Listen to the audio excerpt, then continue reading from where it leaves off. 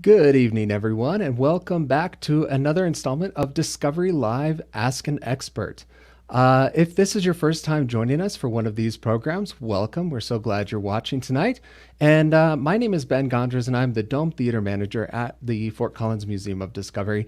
And it's my pleasure to get to host tonight's discussion, which should be a very interesting one, dealing with mental health and mental health crisis.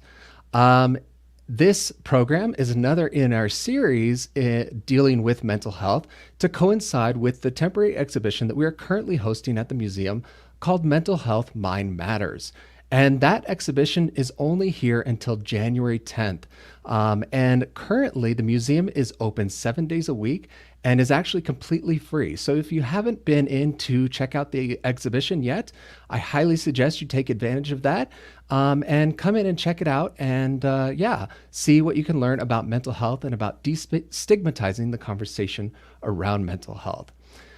We are doing everything we can to keep all of our visitors safe and healthy. So be sure that we are doing that. You can check out our website at FCMoD.org to check out all of the things that we have going on to keep that happening, as well as to reserve your timed entry tickets, which are required for entry. All right. Well, as I said, tonight's program is about mental health crisis, and we've got some amazing experts. But I also wanted to remind you that this is an interactive program. So if you have any questions or comments for our panel of experts tonight, please feel free to leave those in the comments down below, and we will ask our experts and see if we can get some answers from them. Also, I wanted to mention that if you enjoyed tonight's program and all the online programming that we're doing in this time, please do consider supporting the museum. We are a nonprofit organization, and we do rely on your support to continue bringing these types of programs to you. If you're watching on Facebook Live, that's as easy as clicking the little donate button, which should be right below the video, and any amount would be appreciated. And as I said before, we are a nonprofit, so any amount that you donate is tax deductible. Yes. All right. With that said, let's go ahead and bring on our panel of experts. So tonight we have Monica Smith. Welcome, Monica. Ryan Hale, Sunny Pickowitz, and Crystal Shirley. Hopefully I said those all correctly. Awesome. Well, welcome so much to the program, guys. It's so good to have you here. I think we've got a whole variety of different expertise on this panel tonight. I'm excited to have a conversation with all of you. So why don't we just start out with some introductions? And if you want to just tell us a little bit about yourself, where it is that you are working and what you're doing in that location, as well as maybe just a little bit of your journey, how you got to where you are. And Monica, you're right next to me. So why don't you go ahead and kick us off? All right, well, thank you very much. I'm happy to be here. I'm the director of the Behavioral Health Services at UC Health. I've been doing this for about 25 years. I started my career as a nurse working in the mental health field in a hospital. I spent some time doing some case management throughout that time, and then decided that management and that area is something I wanted to do, and I've kind of been with UC Health throughout it and have moved up in the chain. Excellent. Awesome. Thank you so much for being here, Monica. It's great to have you. And Ryan, why don't you go ahead and tell us a little bit about yourself? I'm Ryan Hale. I'm the Estes Park mental health co-responder with the police department here through SummitStone Health Partners. I came to mental health by way of working in college football and working in sports, and found that I enjoyed everything that was going on in the lives of the athletes I was working with, and went and got a degree in sports psychology, and then realized there's a real need for professional counseling and other mental health services. So a lot of the athletes I was working with had diagnosable depression or anxiety or something, and I realized that I needed more education to work with them, and so became a licensed professional counselor, and don't I work with athletes a little bit on the side in a private practice, but working with the general population now. So that was my winding road that took me straight to counseling. Excellent. Excellent. Well, good to have you here as well, Ryan. And Crystal, you want to tell us a little bit about yourself? Yes, so I'm Crystal Shirley. I am a peer specialist for SummitStone Health Partners. In my job, we are an extra support in addition to people's mental health supports, in addition to their therapy and psychiatry or whatever it may be. We come from an area of actual personal experience. So I myself have struggled with mental health issues as well as substance abuse. And so once in recovery and things are good in your life, you are able to apply for this position at SummitStone and help others through things you've been through. Excellent. That is very cool. And Sunny. Hello, I'm Sunny Pickowitz. I am the program manager for our crisis services here at SummitStone Health Partners. And I've been here just over a year. And I've been in the mental health field over a decade and kind of in and out of crisis work specifically. And I just have always really enjoyed crisis work, particularly because, every day is unique and there's new opportunities and challenges to meet clients kind of where they're at in that moment. And I do think it's just incredibly rewarding work to assist people when they're in possibly the most vulnerable point in their lives. So I really enjoy it. And I keep coming back to crisis. So Excellent. Well, it's really amazing to have you all here. And I hope this discussion is going to be enlightening and informative for everybody watching, as well as for myself. That's kind of been the great part about getting to host all these panels, is everything that I've gotten to learn personally. So, yeah.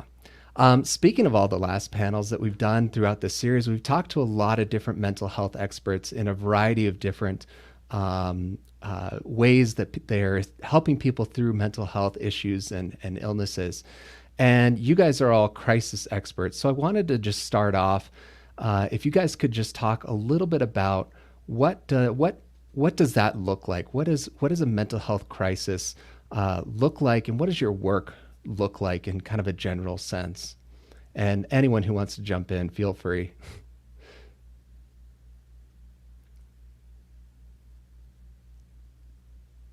I'll start. So for me personally, I've been to a crisis unit twice. One time was because I had gotten out of control with my self-medicating and using substances. And another time was because I had just simply been off my medication for so long and didn't have a way to get back onto it without getting some kind of help through that, which is a mental crisis. When you're bipolar and you're off meds, it is very dangerous. So for me, being in crises, I didn't really notice I was in crises. We'll take the last time, for example, the fact that I could not function at a job that I had done when I was 16 years old. And I was, in my 30s. And it took that experience for me to be like, oh my gosh, like I'm out of control and things are terrible right now and I should probably ask for help. And so I checked myself in and they got me everything that happened from that point forward. Once you check yourself into a facility, they're able to give you resources and they're able to help you. And it's amazing. It's very scary to do it in the first place, but I can imagine. Once you get over that hump of fear, it's all wonderful things from that point forward in a new life. Thank you for that. Yeah. Anyone else have any thoughts? I would just add to Crystal's point as well. I think crises, it can often be self-defined and is unique to the person that is experiencing it. Mm-hmm. So it can look different.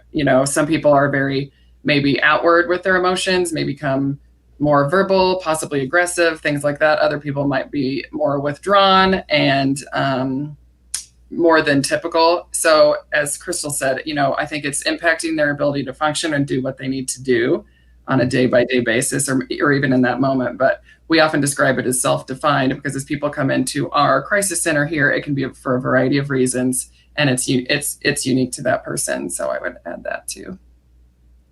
Excellent.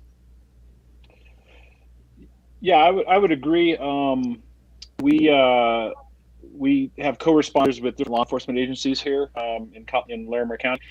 And I happen to be here in Estes Park with the police department. And like Sunny said, we allow people to define the crisis themselves. For some people, it's just a low frustration tolerance,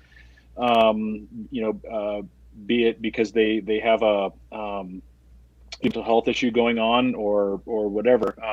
So we let them, define what the crisis is. And for some, the crisis, I think anybody would define it as a crisis. And for others, it's more like just helping them manage their lives at that moment. And so we try to, the police department tries to give good customer service and respond to the needs of folks. And a lot of times that includes a lot of non-law enforcement type things. And so that's kind of where I come in. Excellent. And as an administrator, a lot of times what I see is I get calls from parents or spouses, and they're seeing a crisis in their loved one, even sometimes when the loved one isn't seeing it. They're just trying to struggle through it.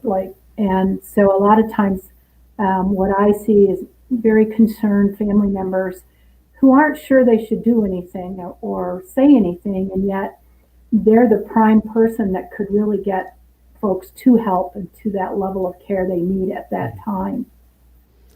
That's great, Monica. And actually, that leads into my next question, which is, what are some signs that a loved one might be experiencing a mental health crisis? What are some things that people could be looking out for? Well, I think what I see a lot of times is changes in eating habits.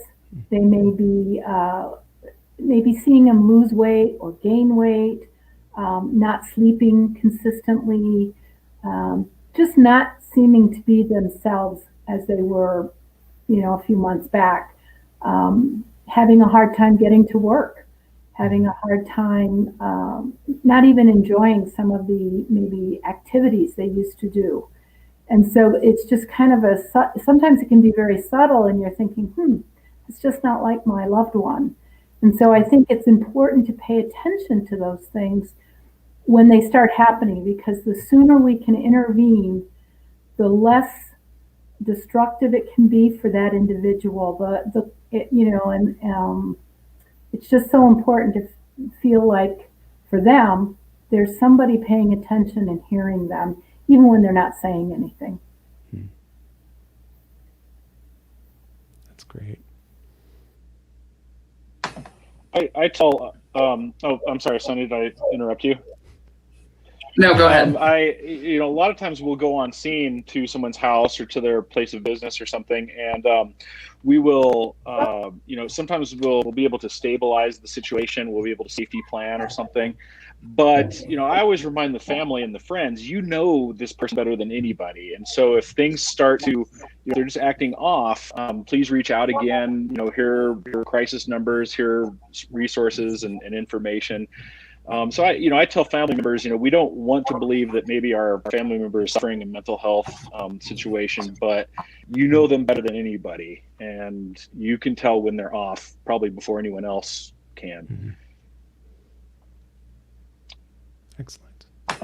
Yeah, and I was just going to add, to what Monica and Ryan said, lack of self-care, hopelessness, change in outlook or demeanor. Again, that's great to get that information from collaterals that know them best, but also to watch out for new use of substances or an increased use of substances can also be a sign too if there's difference in those patterns. So.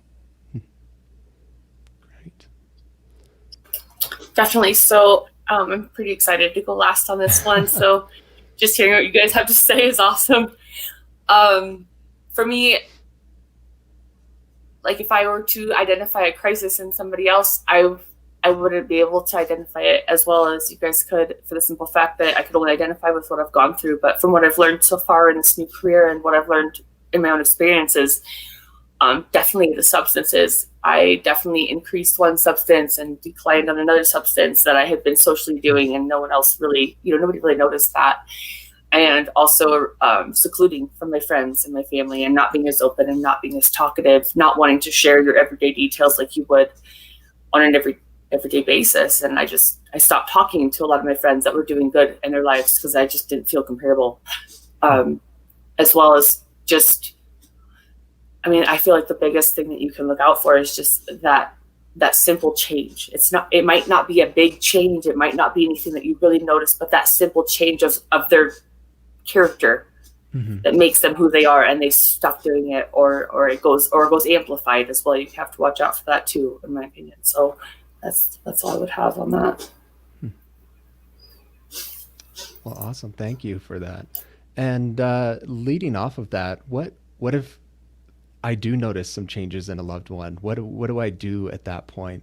I think, Ryan, you mentioned some resources and some crisis lines, but what are some ways that people can reach out for help?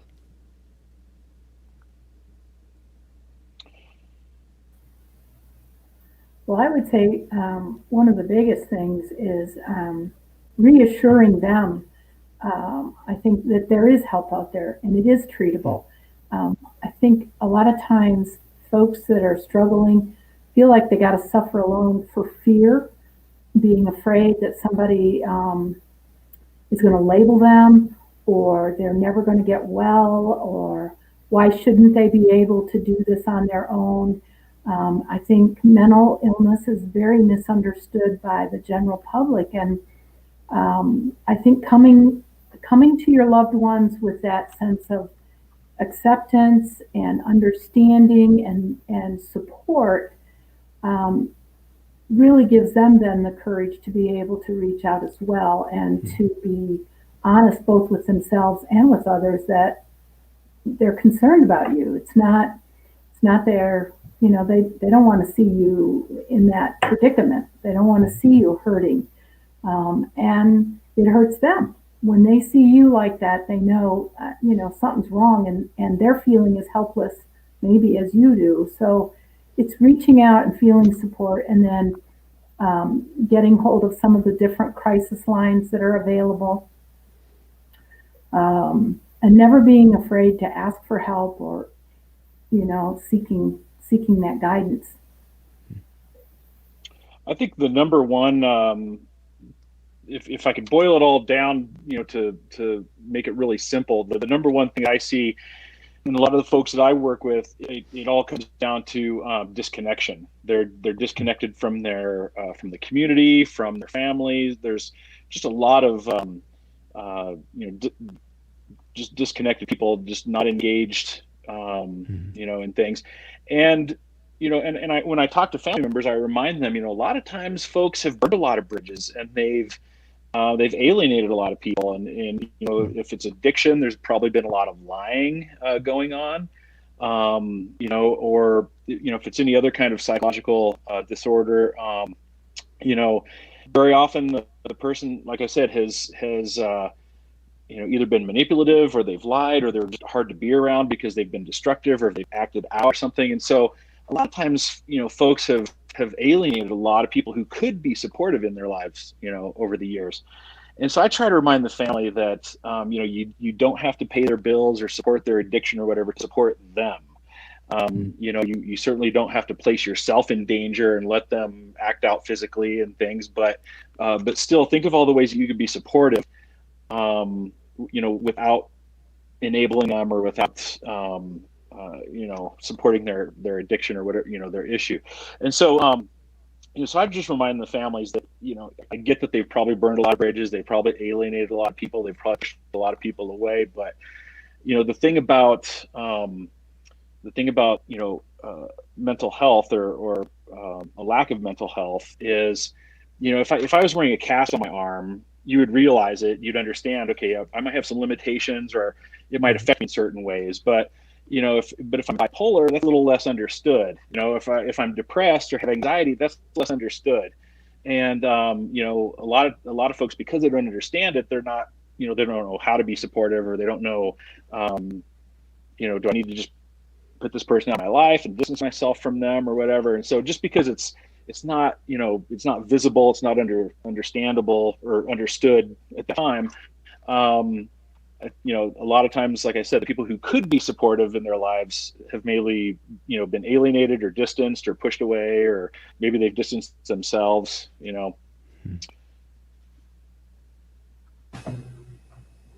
Yeah, and I would add just to that, I think having the collateral, a friend or a family member to go, I mean, these are difficult conversations to have with loved ones. And so when you can, to not go it alone and pull in other people that also know this person to help brainstorm resources, but also come up with a plan, a self-directed plan that maybe would address some of the crises. We do a lot of safety planning here with collaterals. When people come in, if there's a family member involved, it makes it so much more kind of approachable and seems more doable for the clients too. So that's a big part of what we do here at Crisis with the safety planning, involving people when we can as a support system just for to them. clarify, when you say collaterals, you just mean people close to the person suffering, correct? Okay. Right. It could be, often it's neighbors, friend, family members. I'm sure Ryan has a lot of those interactions when he's in the field as well. But often when people come into our clinic, it'll be with parents, grandparents, neighbors, parole officers have come in, co-responders have come in with those people. So yeah, it could be anyone that has some information to provide on that client and could help the clinicians or treatment team come up with a plan as well for that client. Excellent. Thank you. And in that same vein, Sunny, I do end up talking with a lot of neighbors or family members or something, and there's HIPAA issues involved, there's privacy issues, and I can't tell the neighbor, your neighbor's been diagnosed with this disorder or something, but but I am able to tell them just be a good neighbor, just be a supportive neighbor, be a supportive family member. Think of all the ways you can support somebody. What does it mean to be a supportive family member? Do that. Again, it doesn't mean you have to take on their bills or enable them, if it's an addiction or something. But without going into detail with a lot of with a lot of folks that maybe there's a privacy issue, just telling them what does it mean to be a good neighbor? We'll do that. So then I apologize. I was listening so intently to everyone's inputs that the question was how to identify crisis in others. Is that correct? No, it was more about how to find help, or how to help the person find help. Oh, okay, yeah. Perfect. Yeah, it's like I can't remember if I was in the last. That's one. okay. So much good information. Yeah, but it's such good information. Yes, absolutely. So how to find help? I mean, there's so many resources out here nowadays. I first asked for help back in 2017. I mean, aside from asking for doctor's help, and your simple PCP, which is your primary care physician, telling them you're depressed, or telling them that you have anxiety, or telling them that you don't feel normal.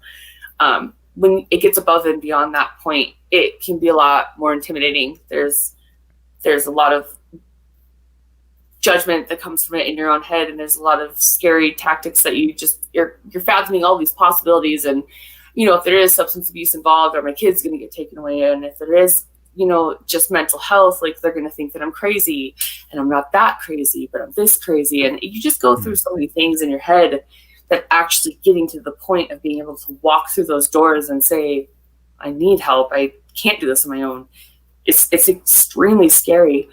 But once you do, and once you're able to, there's so many resources now. And if you haven't endangered your children, and if you haven't done this and you haven't done that, or you have, they work with you, and they're there to help you and to get you back on track. And that is the beautiful thing about where mental health has gone from where it used to be. I've struggled with mental health my entire life, far before substance abuse, and I didn't know what to do with it. And I always just felt like the odd one out. And today, there's hotlines you can call, and there's places you can go. You can go into your local hospital and just let them know, look, I'm not doing okay and I don't feel safe with myself. And they will check you into somewhere that can evaluate you and help you and get you on medication. And from that point forward, you're set up with counselors before you leave. You're set up with psychiatric help. I mean, the possibilities are endless. It's amazing where we've gotten today, but that's been my experience so far, and it's gotten me to wonderful places. I wanted to just touch back on something Ryan said, that I think is really important. Sometimes folks that are struggling with mental illness or substance either don't want to seek help or are struggling with the whole idea, don't recognize it. And I think it's really important to encourage family members to seek help to dealing with that. I mean, sometimes the family member is struggling just dealing with the changes in their loved ones. There's help for them as well. And it's really important to reach out, because then, counselors and stuff can help you approach the issue that's you're facing with some tools and some resources that will better equip the individual to help the loved one. Mm-hmm. Yeah, I agree. I've probably I don't enroll, but I encourage people to get enrolled in services for as many family members as I have for people that we get an actual 911 call for, because a lot of times they'll tell you this has been an ongoing issue. I've been dealing with this. I haven't slept all week because they've been suffering, and so a lot of times the question, or my attention turns to them, and I say, what are you doing for you? Like, what kind of support do you have? And so I've probably helped just as many people who are family members or friends sign up for counseling services as I have people who actually got calls for, just because they need support too. Mm-hmm. Excellent. Well, you guys have already kind of touched on this, but we do have our first audience question here. And this viewer would like to know, do you have any recommendations for supporting a loved one who doesn't believe that they deserve help or is uncomfortable talking about mental health in general?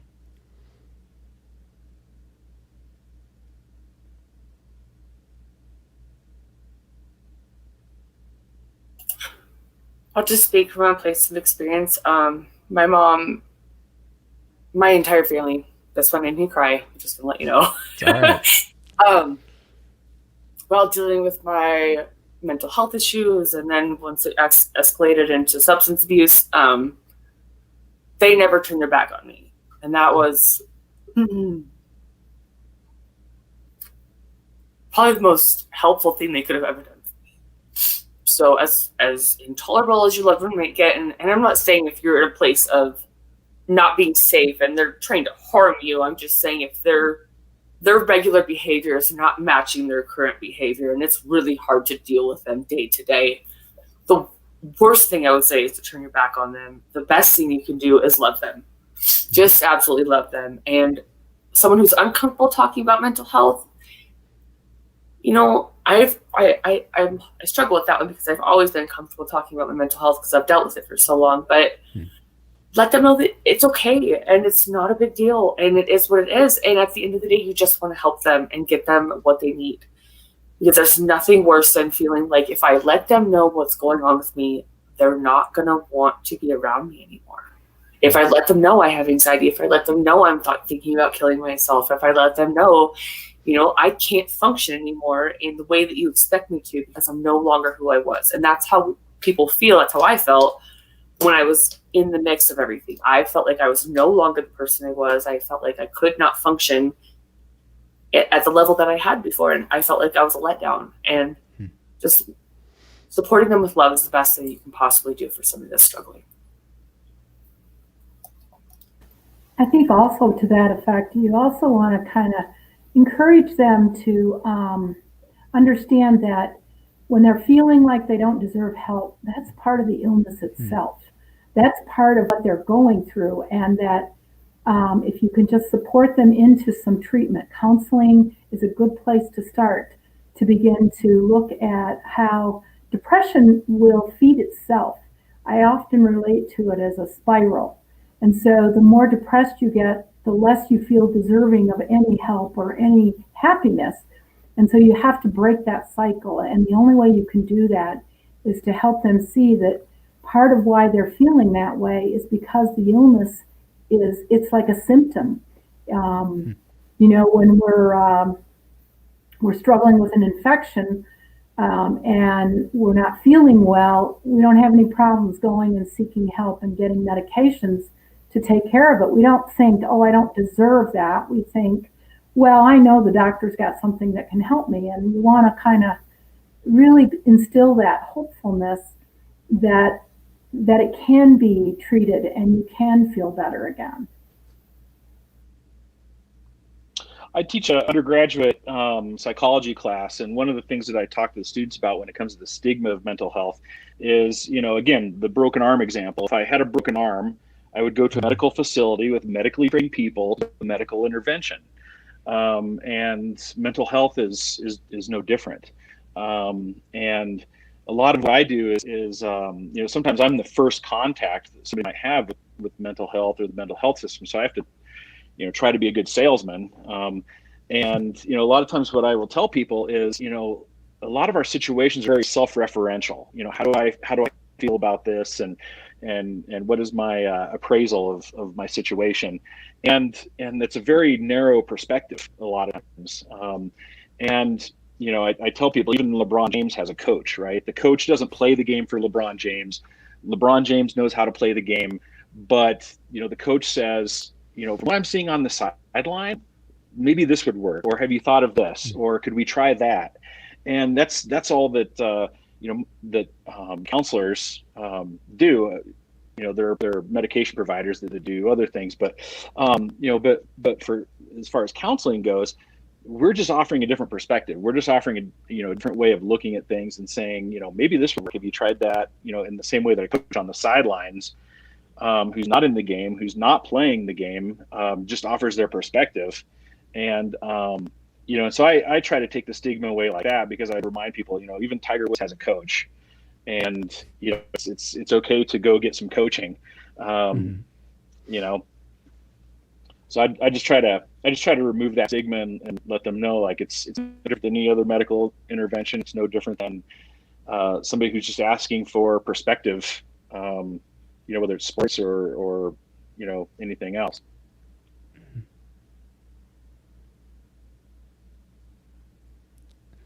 Awesome.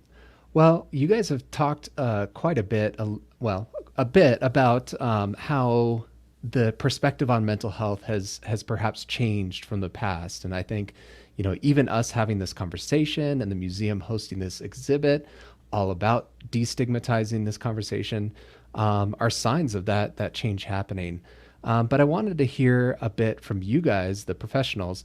What is the state of mental health care in the U.S. and in Colorado, even more locally? How are resources evolving? How are responses evolving to mental health crisis? What's the current state of mental health care right now?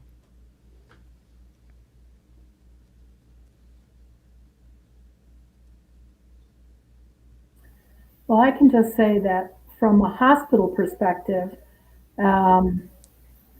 there's a shortage of beds, and it is difficult sometimes. I would say in our hospital here, we're full most of the time, and that makes it difficult when somebody is really in need to get them to a place locally to get them services. But I do know that there's a lot of things happening. They're not quite there yet. The behavioral health initiative that was passed a couple years back is still working and in process, and they're hoping to open quite a few more beds for our community, which is going to be awesome. And there are a couple of other organizations that are trying to open detox and residential and those kinds of things. So the community is recognizing the need. It just takes time, and it's a slow process. And of course, COVID has not helped. And Yes. Right now we're seeing an increase, I think, in people being in crisis, because the fear of, coming in contact with COVID is actually creating problems for the folks who really need to be seeking help right now, but they're so afraid of coming out. And so it's almost, the isolation itself is creating more issues. But I do think there's a lot more crisis lines. I know, SummitStone has done just a fabulous job of trying to be where people are at when they need it. The co-responder program has just made a huge difference, I think, in getting to folks early on. And I think getting familiar with how you get a hold of those folks and that kind of thing is most helpful. And I've lived in a couple of different cities, and I think the North region has really taken the lead in a lot of services and the care and the compassion that goes along with this field. So I think we're way ahead of the game, and it's nice to see. There's lots more to do, but there's a lot of folks that are really stepping up and trying to make things happen. And I would agree with that, Monica. I'm from Central Illinois, and I would just say, working in mental health in Central Illinois compared to Northern Colorado, the resources and the access to care out here is by far exceeding what was available there. So I think you're right that we are a leader in the field in that respect. And I do also think that the pandemic has probably brought more attention to the need for more mental health resources, because not only are people that might have already been struggling with mental illness, those are exacerbated, but there's a lot of people that are experiencing stressors that they might not have before, right? So like job loss, childcare, education, et cetera, you name it. And I think our community has acknowledged that and responded to it, like the Colorado Spirit Line, which is a COVID-specific resource line in addition to our crisis line here, and then there's the state line. So there are multiple resources available, readily available for people in need. So, awesome. Well, you both mentioned the pandemic, and so I definitely wanted to touch on that, as that is something that is affecting all of us. And earlier you mentioned that isolation is sometimes a big factor in this, and we're all being told to pretty much isolate. And so how are you addressing and responding to crisis situations in the midst of this pandemic? Well, for inpatients, we've made different arrangements. Part of why we're experiencing such a full census is most hospitals do semi-private rooms for patients, and we've converted all of ours to private rooms to try to help folks so that we can address any contagion by keeping folks in a room by themselves. All of our patients are wearing masks during their time in the hospital, so we're making every effort to, encourage hand hygiene. We take temperatures routinely every shift, and if somebody starts to have symptoms, we get them isolated so that we can continue to address their behavioral health concerns, but also keeping them safe from coming in contact with the virus itself. And we're doing the same thing with our employees, so that employees are screened daily. They're required to get tested if they're having any symptoms. They're quarantined.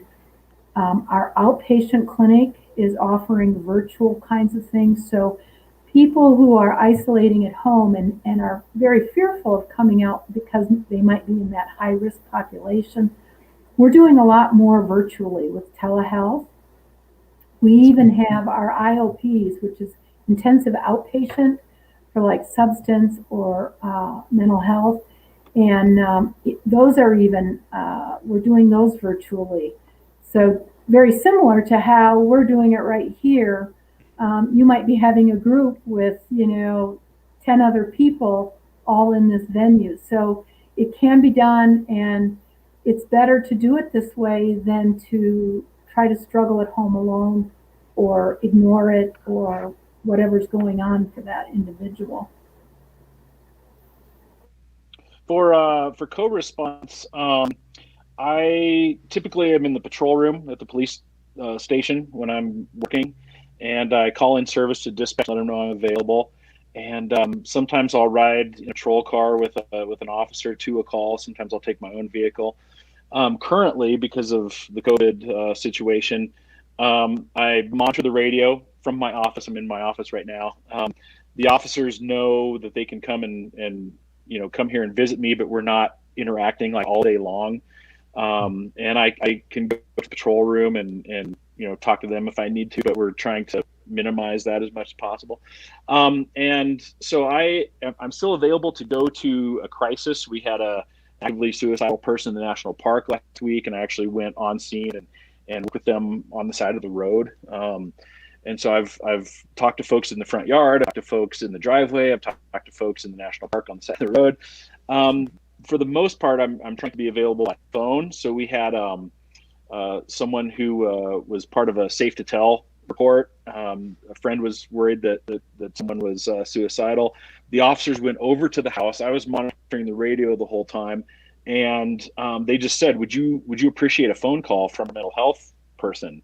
And they said sure. And so they relayed the number to me, and before they left the scene, I was able to call them and start talking to them and talking to mom, and also, Estes Park is a little bit smaller, and sometimes that's a disadvantage, but it can also be an advantage because I said, well, are you going to be at the school tomorrow, or are you doing all virtual school? And she said, no, I do go to the school. And I said, would you check in with your school psychologist? And she said, sure. And so then I got a hold of the school psychologist, said, so-and-so is going to be checking in tomorrow at some point. We had this interaction and just wondering if you, just want to let you know that they're supposed to be checking in with you, and so just coordinating that and arranging all of that. And so it's a lot more fragmented, but trying to fill the gaps in as best we can, working by phone or working remotely or whatever. And it's kind of something that we have to do in mental health care anyways, coordinate care and shore up gaps, things. But that's kind of how it's working right now. So I'm still available for crisis, for emergencies, but 80 or 90% of what I do is by phone now. And I'm also a resource for the officers. So after a call or something, they can call me and ask me, well, is this normal for this condition? Or, and so, like I said, I'm available. I'm just not sitting in the control room for 10 hours a day. So.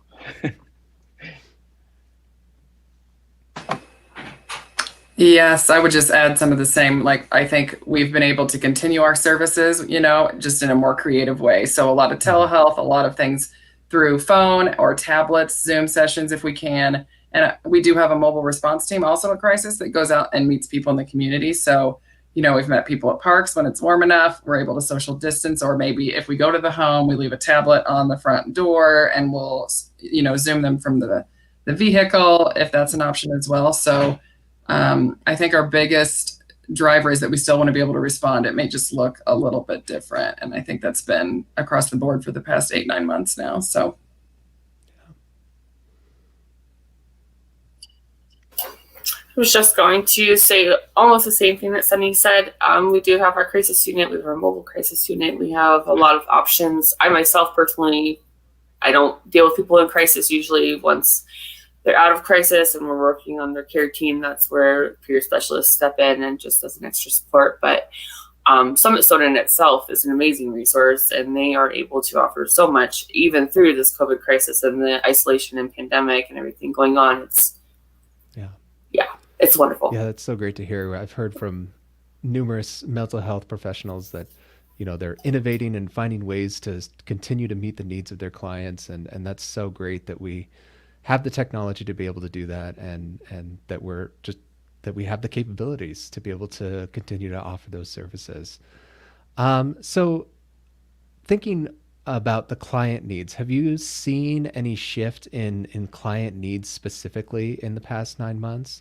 I think you talked a little bit about how your responses have maybe changed a little bit, but are you seeing any other trends or anything?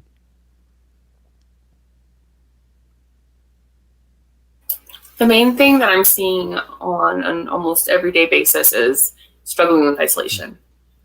And with COVID, we're struggling in ourselves to find things that we can do with our clients. We used to be able to take them to coffee or go, get a bite to eat or take them to the movies, whatever it may be. And now it looks a lot different. We can go outside or even go inside their home for that point. We could go inside and help them with their daily calendar and get a schedule set for them. And now we are able to go and see them in person.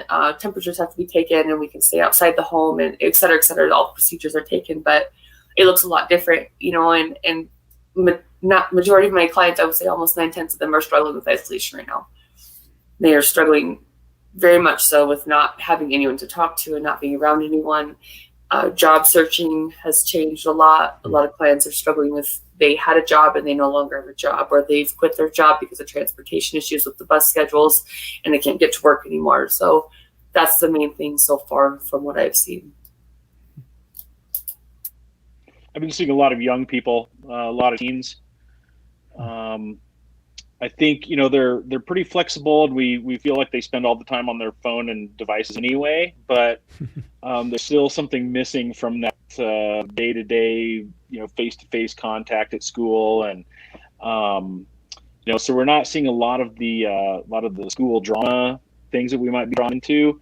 But now we're seeing a lot of, because I'm not at school now, feeling stress, and I'm seeing a lot of otherwise really highly functioning people who are just tired. They're just saying, I'm tired of trying to make this work. I'm tired of hoping I can pay my bills on my business next month. And I think a lot of people are kind of in crisis mode, and they're scrambling around, they're making things happen, and maybe they use their resources, maybe they use their savings, maybe they use, they called in some favors. But at this point, I think, there's just a lot of people who are just done. And what I'm hearing now from a lot of adults is, look, I'm otherwise functioning okay, but we can't keep doing this, And so I'm just hearing that a lot from otherwise pretty highly functioning adults, that they're just fatigued from the whole lockdown.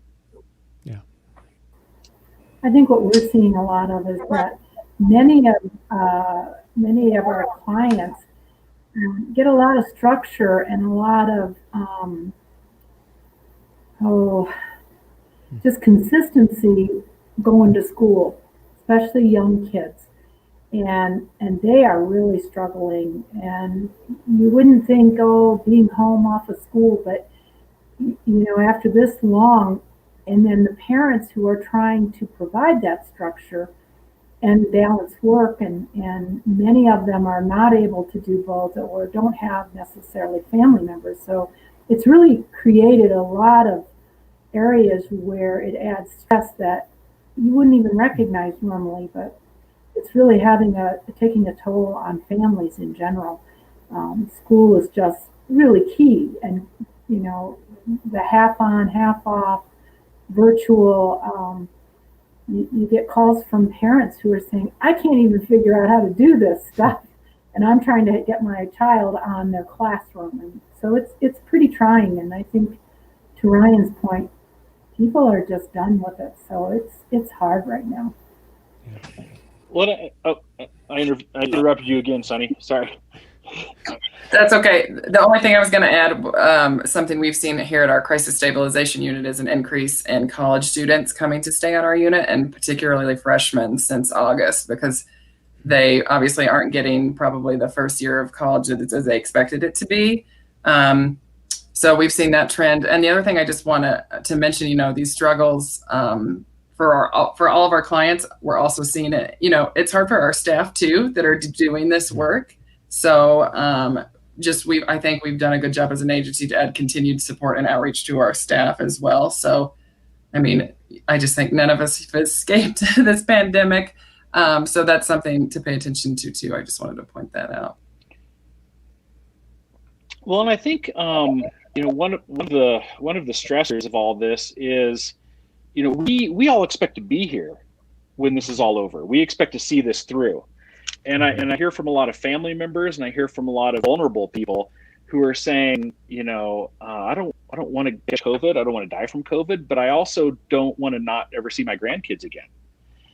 For the 89-year-old with health conditions, last Mother's Day might have been their last Mother's Day.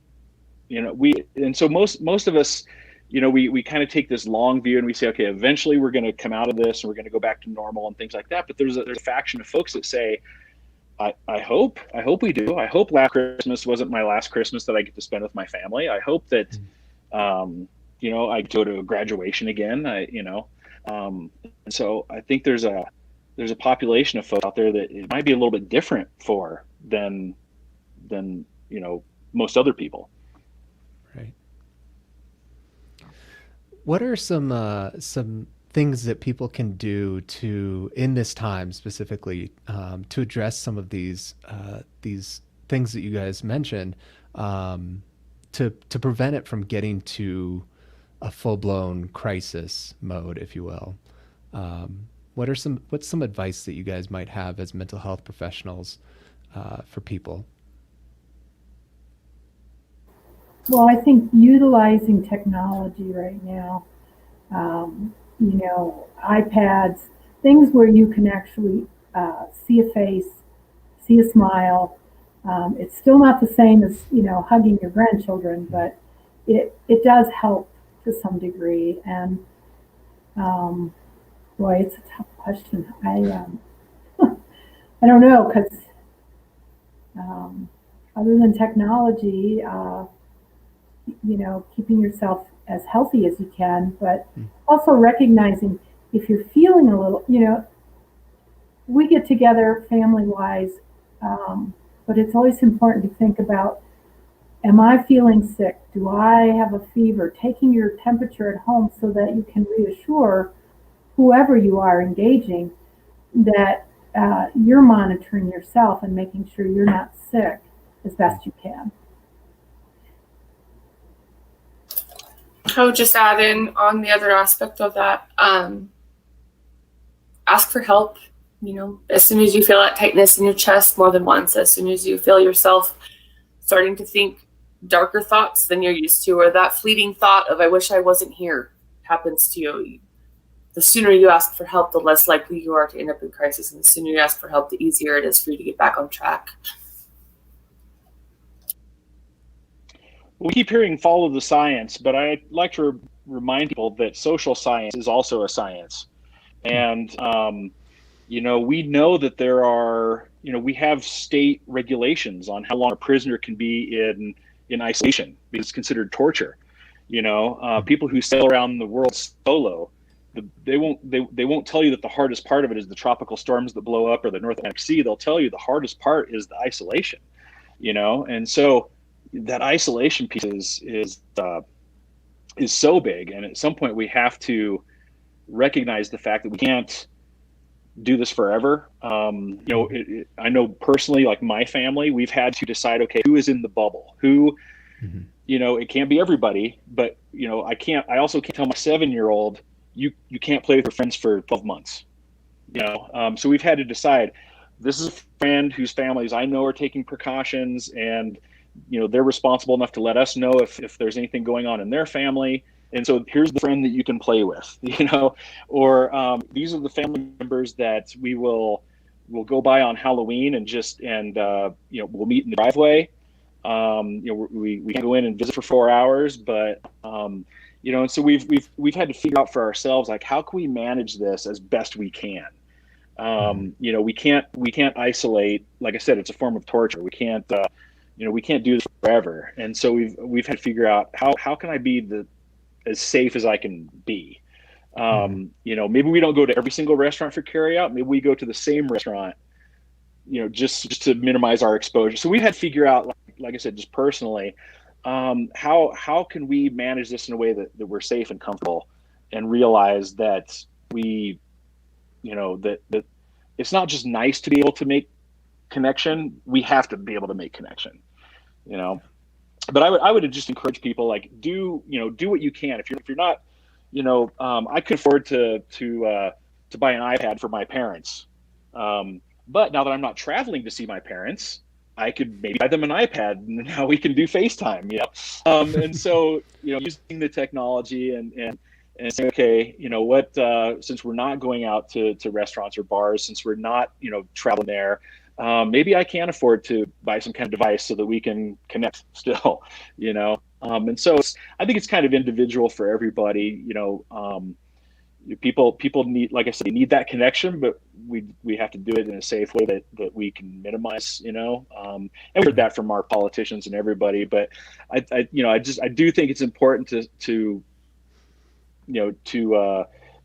kind of inventory and say, okay, who am I comfortable maybe interacting with across the driveway, at least, who am I comfortable with if my kids get together with somebody to play. They probably don't need to go to that 30 kid birthday party, but can they get together with the neighbor kid in the yard? And so, like I said, we've just had to make a lot of personal decisions as to, we want to be responsible, but at the same time, like I said, I don't want to feel like I'm sailing around the world solo either. Mm-hmm. Mm-hmm.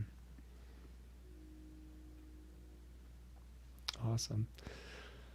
Well, that's great. All good advice, and I think you're exactly right, Ryan, and well, everyone. I think the biggest thing is just staying connected with people. And I know personally, anytime I have an interaction with somebody outside of my house, it's like so special and so amazing.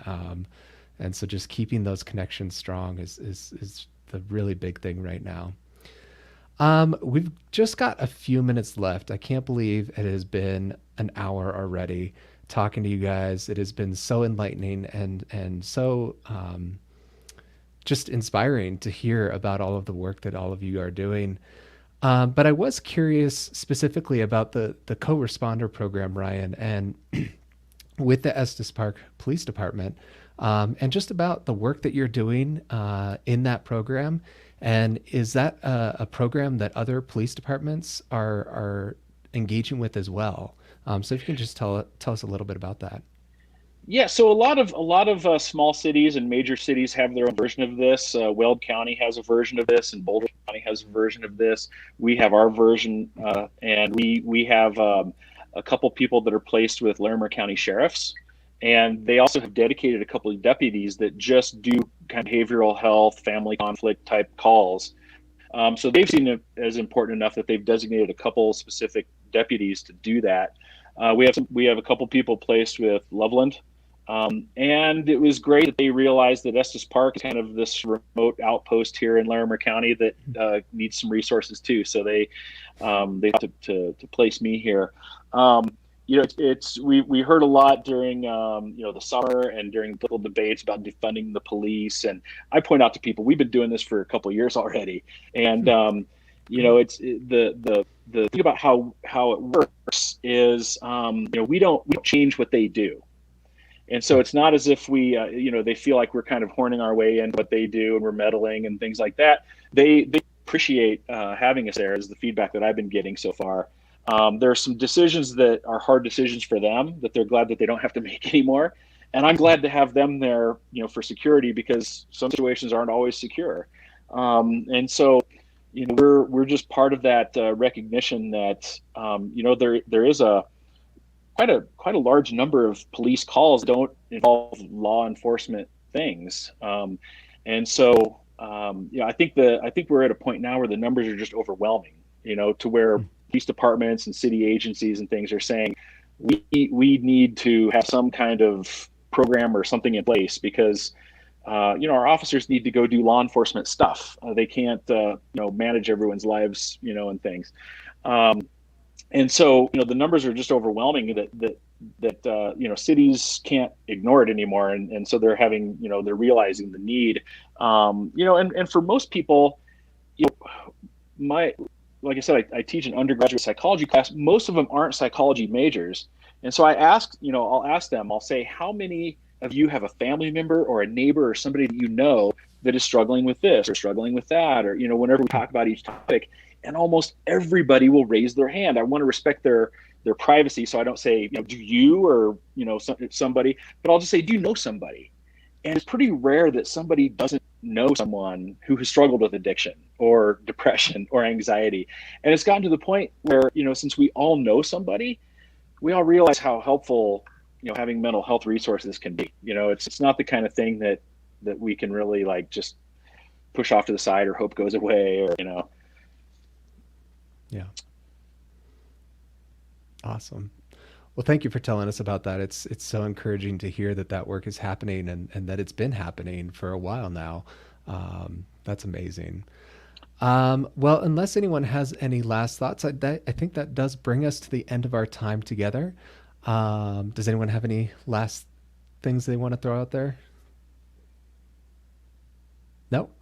All right, cool. Well, I would just want to thank all of you once again for being a part of this program. It has been so amazing to talk to you and get to ask you some of these questions. And hopefully everyone watching out there feels equipped to handle well, maybe not handle, but know how to deal with mental health crisis a little bit more, and know that there are resources out there. And yeah. Thank you all, and we will hopefully see you sometime in the future. Have a good night. Thank you so much. Take care. Excellent. Thank you for inviting us. Yep. And for everyone out there watching, thank you all for tuning in. Hopefully you also feel more informed about mental health and mental health crises. And be sure to join us here once again for our future programs. We've got a few more of these Discovery Live Ask an Experts dealing with mental health, as well as a variety of other programs that you can find on our Facebook or on our website at fcmod.org. And once again, if you did enjoy tonight's program, please do consider making a donation to the museum so that we can continue to bring these types of programs to you. If you're on Facebook Live, you can just click the little donate button down below. Or if you are on YouTube watching, you can head over to fcmod.org/donate. Once again, thank you all for watching, and we will see you next time.